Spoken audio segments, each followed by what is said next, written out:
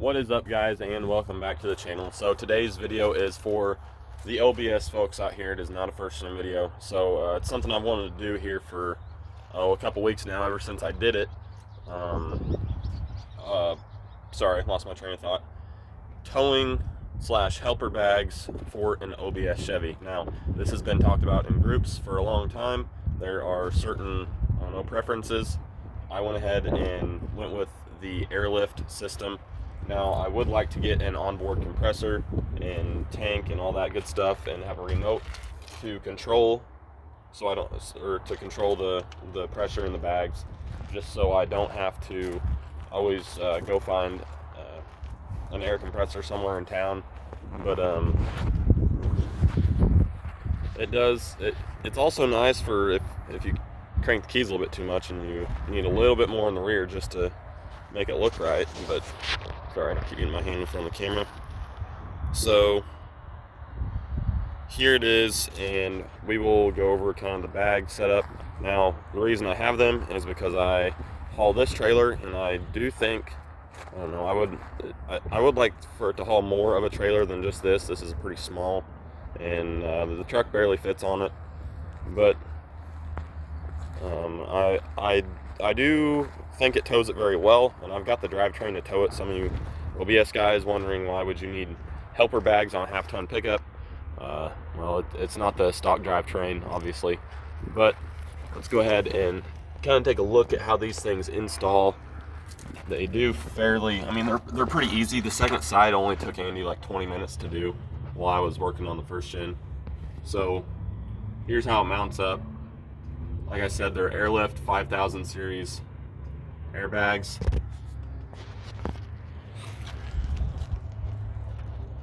So they mount right there. I have kind of double checked them a couple times because one of the nuts, they didn't have, or one of the bolts didn't have a lock nut on it, so they loosened up a little bit. But I just want to give you guys my opinion on it, how they work. They do very well. Right now, I don't know, I need to check the pressure in them right now, but you have the option. I see a lot of people run 2 separate lines to the back. Mine only has one. There's no reason in my particular scenario that I would want to run different pressures in each bag. So what I did was I ordered a union, and it meets over on top of the pumpkin right there, and then it comes all the way back to the bumper. And I had no issues drilling in this bumper because it's junk.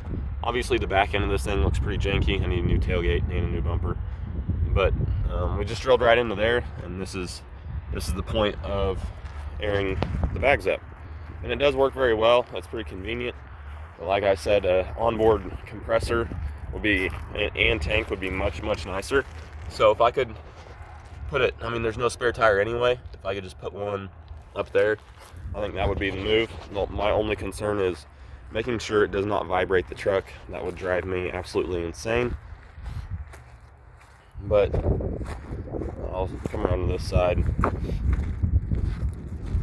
So the purpose of me getting these bags is specifically to haul the first gen. That's all this thing's going to do. If you guys are wondering, it does have a 5.3 and a 4L80. 6.0, that would make driving this thing a little bit nicer whenever it's towing, but it gets about 9 to 10 miles a gallon whenever towing the first gen. It has no issue pulling it. I do need to address the brakes because stopping it is another thing, because this little 16-foot bumper pull does not have trailer brakes. But if I upgrade trailers, then I will obviously have an option for a trailer brake, and I'd be getting a controller. But I'm very happy with the Airlift 5000 series. I don't know if I still have, check in here, I'll get it from the other side. I should still have the paper that came with it, so you guys can have a part number. But as for one of these systems on an OBS, I feel that you can't really go wrong. Yeah, here it is. So this is not how it installs.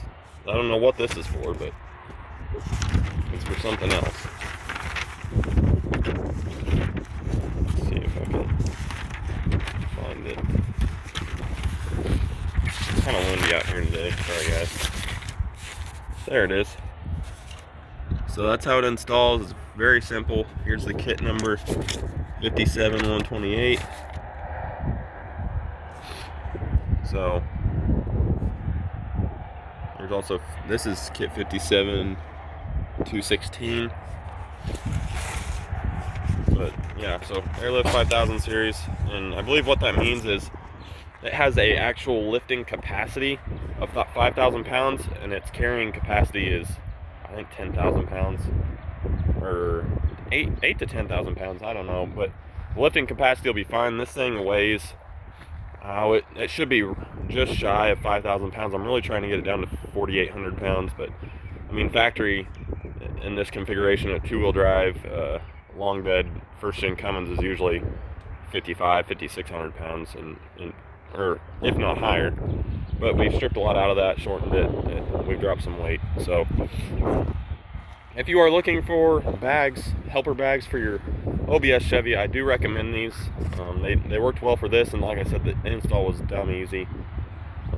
As people are going to ask about how they ride, I keep about 10 psi in them whenever there's no trailer. I think right now it actually has a little bit more, and I don't get the bouncy effect. Like, I don't have an issue with, or any complaints I should say, about them being too bouncy with no trailer on. With the trailer on, I've only done about 35 to 40 psi. They can take 100 psi. I don't know. I just did the amount to level it out and called it good. So yeah, that's kind of where I'm at with it.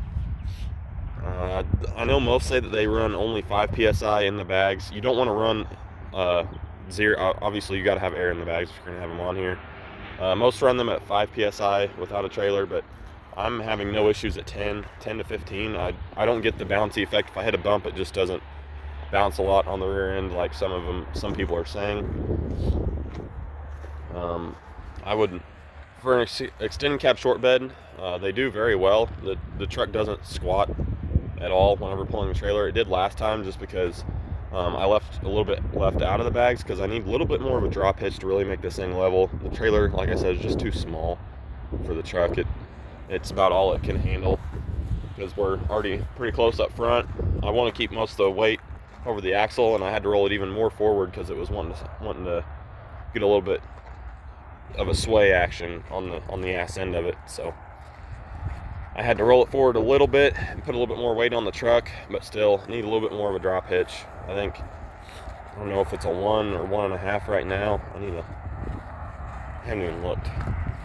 Yeah, so need a little bit more. I'd like to get one of the B&W adjustable ones. Obviously, that'd be a lot nicer, but at this point, a little bit more of a drop hitch, some nice and new brakes all the way around. I've been wanting to get a 14 bolt to put on the rear of this thing with discs already on it, because this 10 bolt is the weak link.